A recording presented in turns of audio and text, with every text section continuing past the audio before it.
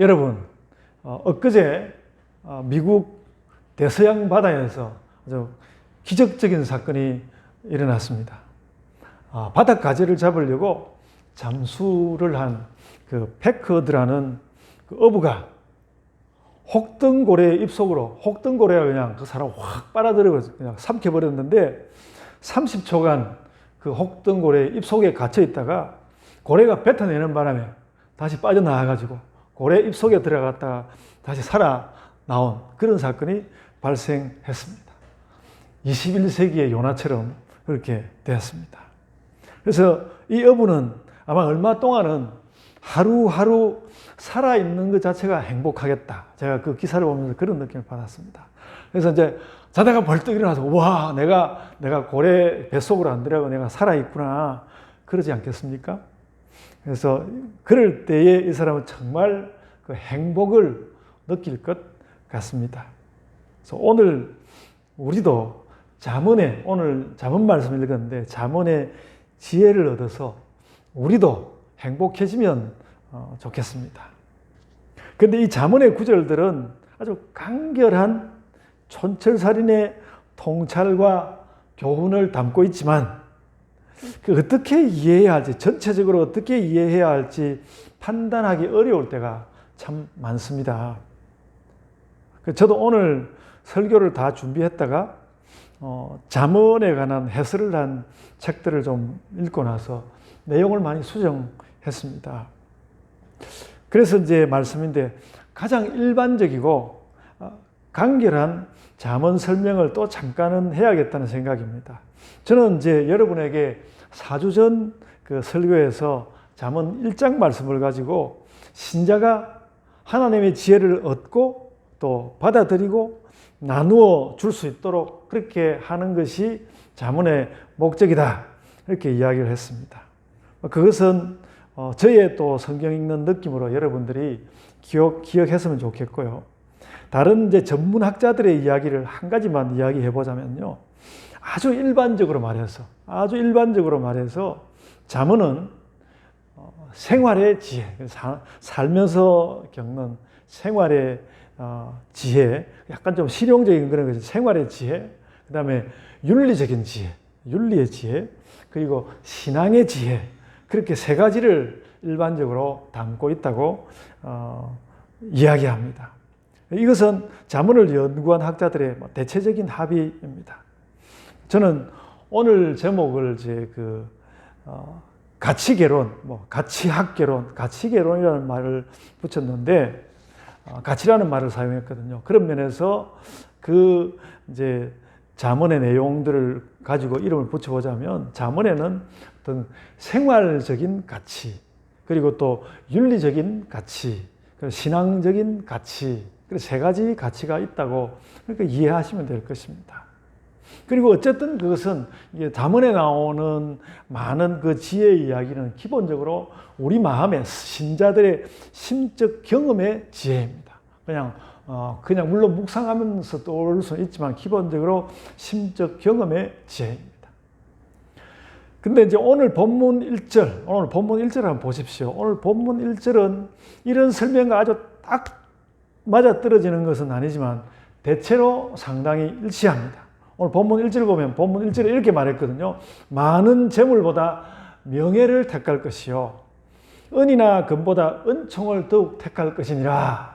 그렇게 말했습니다. 여기에 세 가지 가치가 나오고 있습니다. 세 가지 가치가 나옵니다. 그리고 서열도 거의 순서가 거의 중요한 순서가 거의 정해져 있습니다. 일단 재물과 은금은 그 세 가지 가치 중에서 제일 아래 서열입니다. 재물보다는 명예, 또 은금보다는 은총, 그렇게 되어 있거든요. 그리고 그래서 이제 재물보다 가치 있는 것이 두 가지인데 명예와 은총입니다. 재물이 제일 가치가 좀 작고요. 명예와 은총이 그보다 큰 가치로 있습니다. 명예와 은총 중에 뭐가 더 가치가 있는지 우리는 귀에 딱지가 않도록 들었습니다. 은총이 더 중요합니다.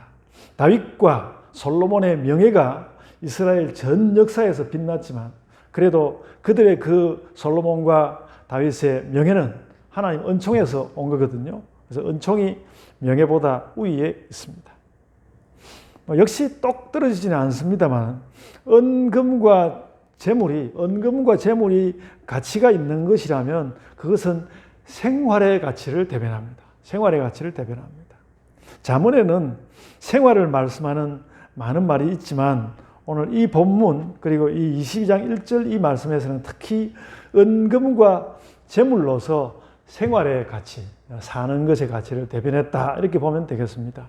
그리고 이제 명예는 혼자 생활하는 데서는 잘 드러나지 않는 그 관계 속에서의 가치입니다. 사람들이 여러 사람 있을 때 거기에서 이제 명예가 있는 것이죠. 관계 속의 가치입니다.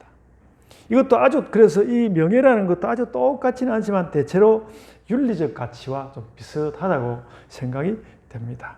그리고 이 은총이라는 말도 신앙적 가치와 똑같은 말은 아니지만 신앙적 가치를 대신할 수 있는 말입니다. 그러니까 이런 잠언을 말하는 사람, 그러니까 오늘 잠언 21장 1절 같은 그런 말씀을 하는 사람의 내면에는 그 사상의 영역처럼 생활의 지혜, 윤리적 지혜, 신앙의 지혜 그 세 가지가 마음 가운데 존재를 하고요. 그리고 이제 그 자기가 그 처한 상황과 분위기에 따라서 그것을 말을 조금씩 바꾸어서 말하게 되는데 1절 본문은 그런 식으로 표현되어 나왔다는 것입니다. 그래서 이제 아까 말씀대로 은금재물과 첫째 은금재물 그리고 명예, 은총이라는 세 가지 가치가 있는데 그 중에 은금재물은 가치가 제일 낮은 것이니까 그것을 위해서 명예와 은총을 희생해서는 안 된다. 그래서 재물보다는 명예, 은금보다는 은총 그렇게 이야기한 것이죠. 그래서 낮은 가치의 것을 위해서 더 높은 가치의 것을 희생해서는 안 된다라는 그런 의미를 안고 있는 것이죠. 그것이 1절의 뜻입니다.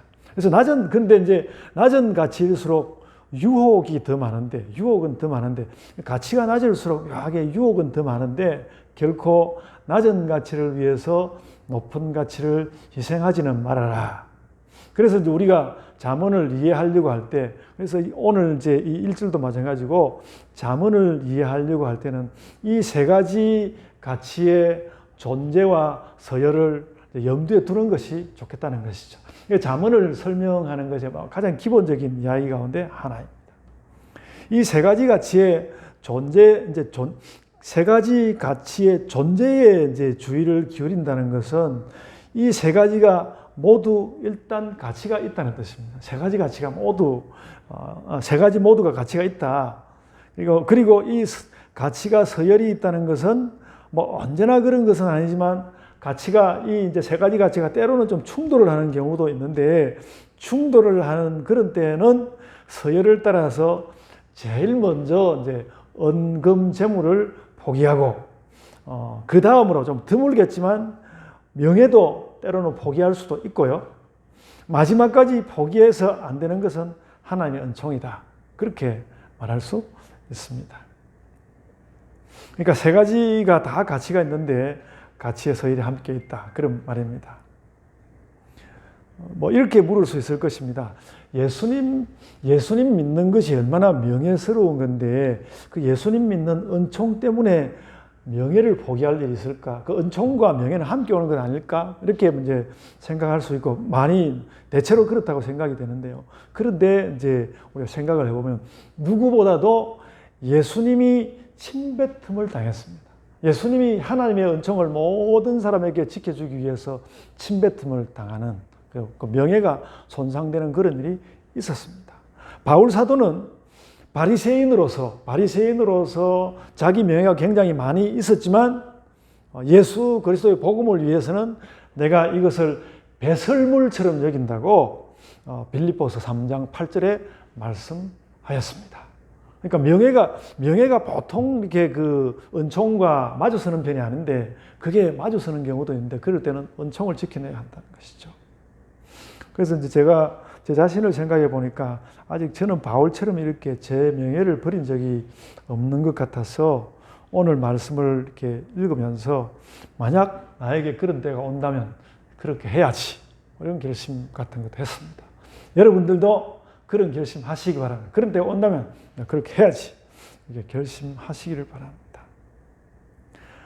그렇기 때문에 저는 이 잠언 말씀에 가치가 있다고 생각합니다. 말하자면 그런 가치들의 존재, 제가 하나, 둘, 셋 이야기했는데 그런 가치의 존재를 알려주고 때로는 결심도 하게 하는 것이죠. 내가 그 가치들을 잘 지켜야 되겠다.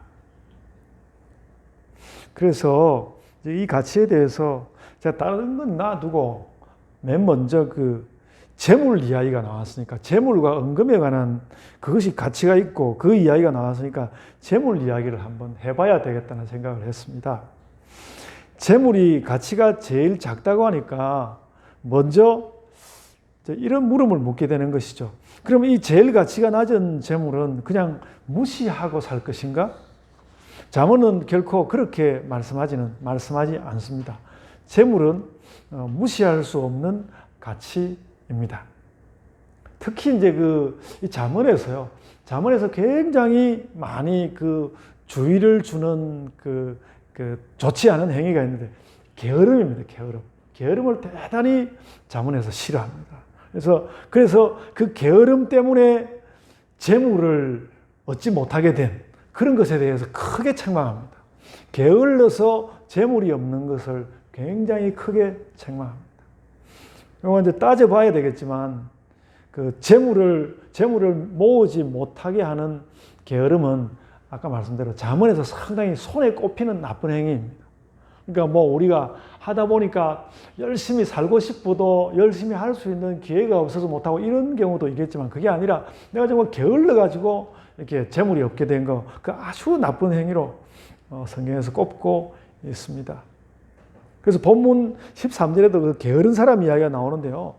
굉장히 좀 우습다 할 정도입니다. 그 13절에 보면 내가 일하러 나가면 길거리에 사자가 나타날 거라는 거예요. 그런 세상이 어디 있습니까? 그러니까 이게 약간은 좀 코믹하고 황당하다 할 만한 그런 그 게으름에 대한 여러 가지 그 핑계를 대면서 게으른 짓을 한다는 것이죠. 그리고 성경은 그런 게으름에 대해서 대단히 크게 책망하고 있습니다. 그렇게 게으름을 가지고 재물을 모으지 못하게 되면 하나님께 굉장히 책망받는 그런 재물의 가치가 있다는 것이죠. 그리고 오늘 본문은 재물의 또 다른 면을 말씀하고 있는데 이게 굉장히 중요한 것 같아요. 오늘 본문 7절을 보면요. 본문 7절을 보면 또 재물과 관련한 이야기를 했는데, 부자는 가난한 자를 주관하고 빚진 자는 채주의 종이 된다고 했습니다. 채권자의 종이 된다는, 채무자는 채권자의 종이 되는 그런 일이 있다는 거예요. 재물이 없으면 자신의 주권을 잃어버리게 되는 그런 경우가 많다는 것입니다. 그래서 할 수만 있으면 가난한 자가 되지 말고 빚진 자도 되지 말아라. 빚진 자가 되지 말아라. 재물을 동원해서 자기 삶을 스스로 주관하라는 말이에요. 그러니까 재물을 잘 챙겨서, 재물을 잘 모아가지고, 그걸 가지고 자기 삶을 주관하는 삶을 살아야 한다는 거예요. 그런 가치를 말하고 있습니다. 그래서 제가 이제 요즘 말로 그 말을 정리해보면, 재물은 세상사를 주관하는 능력입니다. 재물은 세상사를 주관하는 능력이에요. 아주 기본적인. 그래서 세 가지 가치 중에 낮은 것이긴 하지만 이 재물이라는 것이 선명한 자기 가치가 있다는 거죠. 그리고 이제 재물에 관한 또 다른 교훈이 있는데요. 근데 이제 그 재물이 분명히 선명한 가치가 있음에도 불구하고 또 본문과 잠언 전체는 재물을 그렇게 가치로 인정하면서, 그러나 그 재물에 대해서 특별히 찬탄하지는 않습니다. 특별히 막 찬양을 하거나 그러지는 않습니다. 재물에 대해서. 부자학 같으면 막 재물을 엄청나게 찬양을 하겠죠. 네, 잠언은 그러지는. 2절을 보면 이 말이 참 적절한 말이라고 생각되는데, 2절을 보면 부자와 가난한 자가 함께 있고, 부자와 가난한 자가 함께 있고, 하나님이 이 모두를 지으셨다. 부자도 하나님이 지으셨고 가난한 자도 하나님이 지으셨다고 이렇게 말하고 있습니다. 그러니까 부자와 가난한 자가 하나님 앞에서는 똑같다는 거예요. 부자와 가난한 자가 하나님 앞에서는 똑같아. 그리고 나서 또 이제 그 재물 관련한 이야기를 하면서 16절은 이게 재물하고는 조금 다를 수도 있는데 16절에는 무슨 말씀을 했는가 하면 가난한 자를 학대하는 것은 나쁘다고 말씀했습니다. 그러니까 부자와 가난한 자가 다 뭐 하나님 앞에서 똑같이 마찬가지고 그러는데 그러나 가난한 자를 학대하는 것은 나쁜 일이다. 가난한 자를 학대하는 것은 나쁜 것이다. 그 부자들을 향한 경고입니다. 재물을 가지고 너무 제멋대로 보는 것에 대한 경고입니다. 재물 때문에 사람을 멸시해서는 안 된다. 그래서 아무런 조건 없이 그냥 부자이기만 한 것은 가난한 자와 하나님 앞에서 다를 바가 없지만 만약 가난한 자를 학대하는 부자라면 그런 자는 하나님께서 미워하신다. 미워하신다. 그래서 이런 구약 성경의 배경 위에서 산상복음과 누가복음, 누가복음에서는 평지복음이라고도 말하는데 산상복음과 누가복음에서는 가난한 자가 하나님의 복을 받는다고 선언합니다. 부자가 복을 받는다는 말은 안 하고 가난한 자는 하나님의 복을 받는다고 그렇게 말씀하고 있습니다. 잠언에도 그런 인상을 주는 말씀은 없지 않습니다. 그래서 성경은 분명히 아까 말씀대로 가난한 자와 부자가 하나님 앞에서 똑같다 그렇게 말씀을 했지만 그렇게 말씀해 놓고도 성경에는 분명히 가난한 자를 편드는 선택도 함께 있습니다. 제가 그만큼 정리를 할 수 있을 것 같고요. 그래서 이제 하나님을 믿는 신자들에게 이 잠언의 재물 말씀은 매우 상식적입니다. 매우 상식적입니다. 그래서 제가 네 가지로 정리를 하면 첫 번째, 재물은 세상을 주관할 수 있는 능력으로서 중요하다. 재물은 중요한 가치다. 세상을 주관할 수 있는 가치로서 중요하다. 그래서 이제 교육학자 코메니우스 같은 경우에도 재물을 잘 사용하는 사람이 사람들로부터 존경을 받는다고 했습니다. 재물을 잘 사용하는 사람이 존경을 받는 거다. 그런 이야기 했거든요. 그 재물, 세상을 주관할 수 있다. 첫 번째고요. 둘째, 악한 사회적 관계가 결부되기 전에는 부자와 가난한 자가 하나님 앞에서 똑같아. 부자와 가난한 자가 똑같아. 세 번째, 그러나 가난한 자를 학대하는 부자는 하나님 앞에서 악한 것이다. 이렇게 이야기했고요. 네 번째는 이제 또 우리 잠언 그 22장 1절 말씀을 따라서 만약 명예 및 은총과 충돌된다면 재물을 먼저 포기하는 것이 하나님의 신자다운 것이다. 그렇게 재물에 관해서 우리 신자로서 정리할 수 있습니다. 그래서 이 말씀들을 모두 종합해 보면 이것은 부에 대한 가치의 인정이기도 하면서 또 부에 대한 경계이기도 합니다. 그래서 이제 성경의 재물관이 만족지 못하다는 생각으로 아주 크게 이제 그 사상적으로 문제를 삼는 사람으로서 마르크스라는 사람이 있죠. 그 마르크스주의가 나타났고 그래서 뭐 혁명도 일어났고 그랬죠. 근데 제가 전에 잠언 3장 설교하면서 말씀드렸던 토마 피케티는 이 경제적인 문제에 대해서 혁명이 아니라 세금으로 재물의 불평등을 넘어가라고 권고하였습니다. 마르크스 시대에는 그런 통계가 없어가지고 혁명적으로 넘어갔지만 지금은 통계도 있고 그러니까 세금으로 넘어가야 한다. 이렇게 정리했고요. 그래서 지금 세계 경제학계는 대체로 그것만 가지고 가는 건 아니죠. 대체로 토마 피케티의 그 이야기를 받아들이고 있는 것 같습니다. 그래서 그만큼의 그 나름의 가치도 있고 또 그러나 어떤 그 극한적인 경우에는 때로는 포기도 해야 하는 것이 재물이다. 그것이 오늘 말씀입니다. 이제 그러니까 이제 재물에 대해서 이만큼 이야기했으니까 이제 명예와 은총에 관해서도 잠언 입장에서 좀 정리를 하긴 해야 되는데요. 그거는 이제 교회에서는 실은 너무 많이 말씀해왔고 제가 또 다른 기회에 말씀할 수 있다고 생각하고요.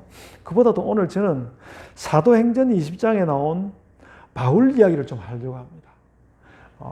사도행전 20장 24절 말씀을 가지고 좀 이야기를 하려고 하는데요.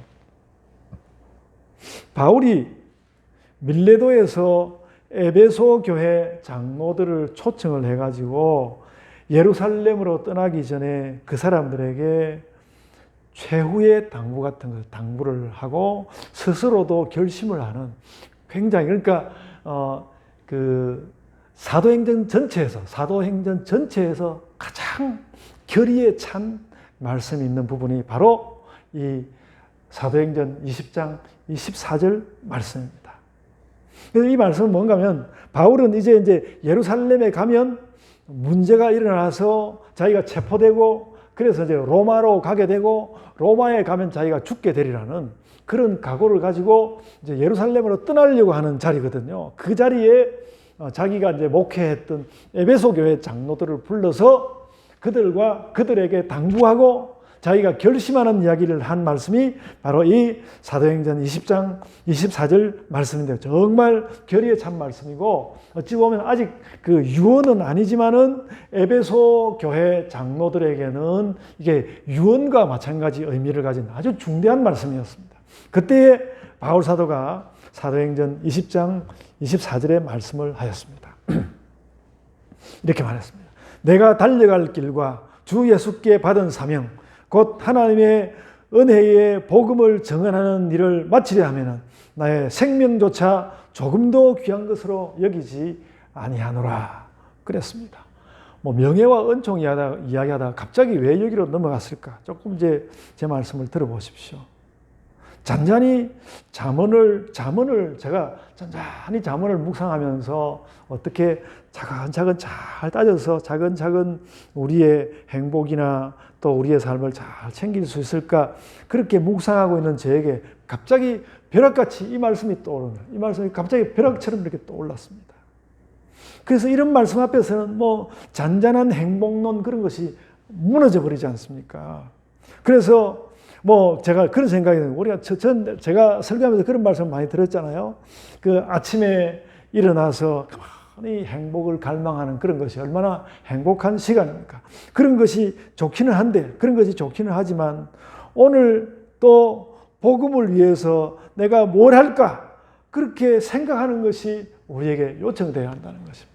우리는 행복이 중요한 만큼 그보다 더 이상으로 나는 오늘 복음을 위해서 나는 뭘 하는 거지? 요즘 할 수 있는 게 뭐가 있어?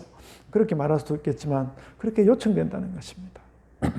그래서 바울은 오늘 이 사도행전 20장 24절 이 말씀에서 이런 거죠. 행복보다는 사명이라는 아주 엄청난 강한 인상을 우리에게 남깁니다. 그래서 제가 여러분에게 갑자기 좀 낯설는지 모르겠지만 제가 이 말씀을 이렇게 보면서 나는 왜 이 사도행전 20장 24절 이 말씀을 이 구절을 암송도 안 했을까? 그런 자책을 했습니다. 이제 하여간 제가 이제부터 열심히 암송할 겁니다. 우리가 행복과 사명을 함께 소화하는 것은 참 쉽지 않아 보입니다. 그러니까 오늘 이제 잠언 말씀을 가지고 어떻게든 재물로부터 시작해서 가질 수 있는 가치들을 다 모아가지고 행복해지려고 하는데 덜컥 사명에 관한 이야기가 제 마음속을 파고 들었는데 행복과 함께 사명을 챙긴다는 것이 쉽지 않아 보이더라는 거죠. 행복은 이 땅을 무난히 기쁘게 살아내는 것이고 사명은 나를 던져서라도 복음으로 뭔가 세계를 좀 바꾸어 놓고 하다못해 좀 이웃 사람을 좀 돌보기라도 하고 뭔가 사명이란 그렇게 뭔가를 바꾸어 놓은 나를 던져서 무언가를 바꾸어 놓는 것을 말한단 말이죠. 그래서 아무리 봐도 행복의 세계와 사명의 세계는 달라 보인다는 것이죠. 그 두 세계를 함께 가지고 가기가 쉬울까? 쉽지 않아 보인다는 거죠. 그래서 제가 이제 여러분들에게 이런 질문을 해보고 싶은 거죠. 여러분, 성경을 읽을 때 바울이 행복해 보입니까? 여러분 그냥 느낌대로 바울이 행복해 보입니까? 성경을 감각적으로 볼 때 저는 별로 그렇지 않은 것 같습니다. 바울이 별로 행복해 보이지 않습니다. 사명을 다하고 있지만 여러분 선지자들이 그랬습니다. 선지자들은 바울보다도 사실 선지자들이 더 했는데요. 선지자들은 하나님께서 이 선지자들을 뽑아가지고 그들을 징발해가지고 그들을 막 하나님께서 사용하시고 싶은 대로 사용하는 것이 그들 생애의 전부였습니다. 아주 어려운 환경에서 하나님께 이 선지자들은 핑계도 없고 불평도 없이 그냥 하나님께서 시키는 그대로 그 고통스러운 삶을 살아내는 것이 이 선지자들의 전부였습니다. 그래서 여러분 선지서를 읽어보면요, 선지자들의 행복, 그런 거 성경에 없는 개념입니다. 선지자들의 행복은 없습니다. 선지자들에게는 사명만 있죠. 근데 어쨌든 오늘의 신자들이 이 두 가지를 다 얻으려고 많이 노력하고 있죠. 많이 노력하고 있습니다. 저도 그런 사람 중에 하나입니다. 두 가지를 다 얻고 싶거든요. 행복도 얻고 싶잖아요. 행복과 사명을 다 얻으려고 하죠. 저도 그 중에 하나입니다. 그런데 이 행복과 사명을 다 이루려고 하는 그것이 묘하게도 자주 부패의 출발점이, 교회의 부패의 출발점이 되기도 한다는 것입니다. 한국 교회 원로 목사님들 가운데 그런 분들이 있지 않습니까? 저도 그렇게 떠들썩하게는 아니어도 소소하게는 그런 경우가 있었습니다. 한국 교회 원로 목사님들 가운데 그런 분들이 있지 않습니까? 그들이 참 그분들이 잘 해가지고 사명과 행복을 다 이룬 것 같았는데 나중에 보니까 부패가 남아 있는 것이죠. 불경하고도 불행한 일입니다. 조심해야 하는 일입니다. 제가 오늘 말씀을 준비하면서 그래서 느낀 것이 그런 것입니다. 구약의 세계관과 신약의 세계관이 참 무척 다르구나. 우리는 창조와 구속을 이 하나의 체인으로 연결하려고 하긴 하지만 창조와 구속이 보여주는 세계가 무척 다른 면이 있구나. 창조는 하나님께서 우리에게 행복을 주신 것이고 예수님의 구속은 그 행복을 되찾으려는 것인데 근데 그것은 행복감 이전에 매우 결의에 차 있고 그래서 구속이란 세상의 다른 행복론들과는 차이가 나는 것이구나. 그래서 구원은 행복론과는 다르구나. 그런 거 느꼈습니다.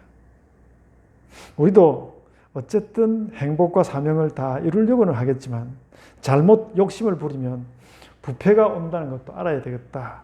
우리는 아직 이루지 못했기 때문에 해당이 되지 않지만 대비는 해야 되는 부분입니다. 여러분, 그래서 세례 요한이 혹은 예수께서 바울 사도가 구원을 이루는 대표적인 인물들 또 예수님 아닙니까? 세례 요한이 예수께서 바울 사도가 행복보다는 사명에 더 힘을 기울였다는 사실을 우리가 알고는 살아야 할 것 같습니다.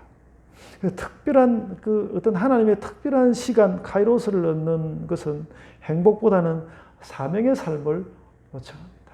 그래서 잠언에서 우리 행복에 관한 많은 것을 배우되 또 복음에는 사명이 있다는 그 이야기를 함께 생각해야 하겠다는 것입니다. 그래서 여러분, 제가 또 가슴이 그래서 이 말씀을 읽다가 이 사도행전 말씀이 생각나서 또다시 가슴이 철렁했습니다. 이런 거였습니다.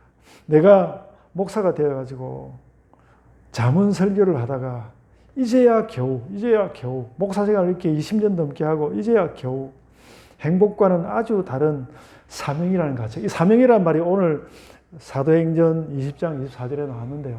성경에 그 말씀이 늘 사명이라는 단어가 늘 있었거든요. 그런데 이 사명이라는 가치가 매우 중요하고 행복보다도 더 중요한 말일 수 있다는 것을 내가 겨우 이제야 내가 묵상하다니 너무 늦었다.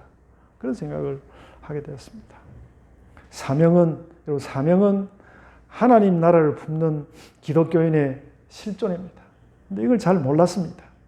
그래서 이 중요한 말을 내가 왜 이제야 깨달은 것이 너무 늦었고요. 가슴이 아팠습니다. 그래도 지금부터라도 사명이라는 개념을, 그래서 이걸 품을 때 어떻게 달라질 것인지 그것도 두고 봐야 하지만 사명이라는 그 개념을 가슴에 품고 살아야 하겠습니다. 여러분도 마찬가지입니다. 그러니까 우리가 사명이라는 말 그냥 가볍게 하기도 하고 또 딴 사람이 이야기해요. 제가 어떤 사람들 만나보면 그 굉장히 사명이라는 말을 강조하는 사람들이 있었거든요. 근데 그 사람, 저 사람은 특별하게 군다 그렇게 생각하고 지나갔는데 그분들은 그때 이 사명이라는 말의 그 중요한 의미를 알았던 것 같다. 그런 걸 제가 느꼈습니다. 그러니까 이 사명이라는 말을 마음 가운데 담을 수 있는 이것이 교회가 세상과 다를 수 있는 자리라고 생각합니다. 요즘 뭐 교회가 세상보다도 못하다는 이야기를 무수히 듣는데 그것이 저는 딴 게 아니고 교회가 사명이라는 개념을 잊어버렸기 때문이 아닐까. 제가 그런 생각을 한번 해보았습니다. 교회 사역은 어쨌든 예수와 복음을 가슴과 인생에 새기는 것에 있지 다른 것은 아닌 것 같습니다. 그래서 하수면에서는 교회에도 저희 집에도 사명이라는 두 글자를 새겨가지고 붙여두고 그래야 되겠다. 그런 생각도 하였습니다. 이제 말씀을 맺으려고 합니다. 여러분, 오늘 설교는 서론과 결론이 완전히 어그러졌습니다. 제가 행복을 찾자고 시작했는데 행복 말고 사명이라고 그렇게 지금 설교가 끝나고 있습니다. 행복이 손에 잡히지 않더라도 우리를 지키는 가치가 있는데 사명이다. 너무 듣기 싫은 이야기일 수 있지만 이렇게라도 말하고 싶습니다. 이것이 오늘 여러분과 제가 나눌 수 있는, 제가 오늘 같이 결혼했는데 가치학 결혼의 결론입니다. 물론 행복 다 손에 잡으시기를 바라는데 혹 행복이 손에 잡히지 않더라도 우리를 지키는 가치가 사명이다. 그래서 여러분, 많은 가치보다는 복음에 나를 헌신한다는 그 사명을 우리가 분명히 하면서 살아갑시다. 그것이 행복보다도 더 중요한 삶의 길입니다. 그래서 오늘 어떻게 보면 이제 제가 이 설교를 이렇게 맺으면서 설교 준비를 할 때는 그 설교 제목을 행복을 넘어서 그렇게 한번 적어보고 싶은 마음도 있습니다. 행복을 넘어서 사명으로. 그래서 여러분, 나에게는 행복보다 더 가치 있는 일이 있는데 예수 그리스도의 복음의 사명입니다. 우리에게 그런 고백이 되었으면 좋겠습니다. 뭐 여러분 이런 이야기를 들으면서 목사님은 그렇게 하십시오. 이렇게 생각하는 분도 있을 수 있다는 생각이 듭니다. 그러나 누구든지 또 어떤 때인가는 이게 뭔가 그 더 중요한 가치를 찾고 그래야 하고 막 그렇게 하다 보면 결국 가서 어느 날은 닿을 수밖에 없는 가치라는 걸 여러분들이 아시고 나에게는 행복보다 더 중요한 가치가 있는데 복음의 사명이라는 가치다. 여러분 마음 가운데 이렇게 딱 여러분 그 마음의 신비에 마음의 그 비석에다가 단단하게 새겨서 살아가시기를 바랍니다. 아멘. 제가 기도하겠습니다. 은혜가 풍성하신 아버지 하나님, 저희 가운데 오셔서 저희에게 필요한 재물들도 주시고 또 명예도 지킬 수 있게 하여 주시고 주의 은총 받아서 또 신자로서 잘 살게 하여 주시는 것 감사드립니다. 그와 함께 또 그것을 넘어서 우리의 사명은 무엇인지 늘 희미해지기 쉬운 놓아버리고 싶은 이 사명을 주님 저희들이 돌아보게 하여 주옵소서. 혹은 사역자들이 더 분명하게 가져야 하는 것이기도 하지만 우리 평신도들도 그 사명을 마음 가운데 새길 수 있게 하여 주옵소서. 그리하여서 뭔가 세상의 연약한 부분을 돌아보며 세상이 어려워하는 부분을 만져주며 그러는 가운데 그 온 세상을 만져주고 싶으셨던 그 예수 그리스도의 돌보심의 복음, 그것을 저희가 전할 수 있는 자들이 되게 하여 주옵소서. 주께서 저희들에게 이렇게 또 매일매일 주일 가치를 주시며 저희들에게 삶의 의미를 주는 것을 저희들이 깨달음, 기뻐하며 주님의 뜻을 따라 살아가는 신자들 되게 하여 주옵소서. 아버지 하나님 영광을 받아 주옵소서. 감사하옵고 예수님 이름으로 기도드리옵나이다. 아멘.